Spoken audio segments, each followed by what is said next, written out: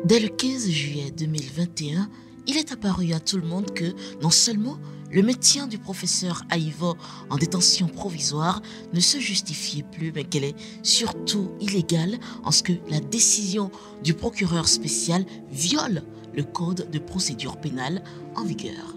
Le 15 avril 2021, aux environs de 15 heures, pendant que le président Patrice Talon savoure sa réélection avec ses soutiens, un brillant universitaire se faisait arrêter en pleine rue sous le regard médusé des passants.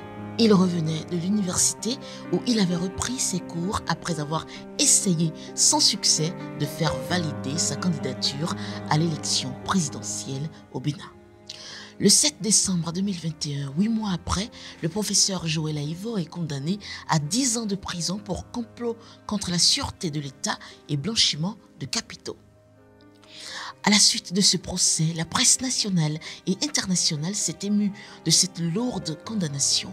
Plusieurs chancelleries occidentales, les États-Unis, la France et l'Union européenne et les organisations de défense des droits de l'homme ont appelé à sa libération. En décembre 2023, une tribune internationale est signée par 150 universitaires africains et européens provenant de 35 universités de 13 pays. Le but, défendre l'innocence du professeur Joël Aïvo et appeler à sa libération. Le 15 août 2024, le groupe de travail des Nations Unies sur la détention arbitraire a rendu un avis dans l'affaire Joël Aïvo.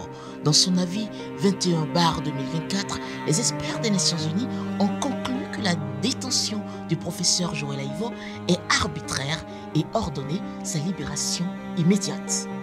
Quelques jours après cette décision, on apprend que plus de 140 enseignants béninois de tous les bords politiques ont saisi le président de la République pour réclamer la libération de leurs collègues en prison depuis plus de 3 ans. Alors, question. Pourquoi la situation du professeur Aïvo préoccupe à ce point au Bénin et à l'étranger? Pourquoi tant de personnalités, diplomates, avocats, universitaires africains et européens s'engagent aussi directement pour la libération du constitutionnaliste très célèbre béninois?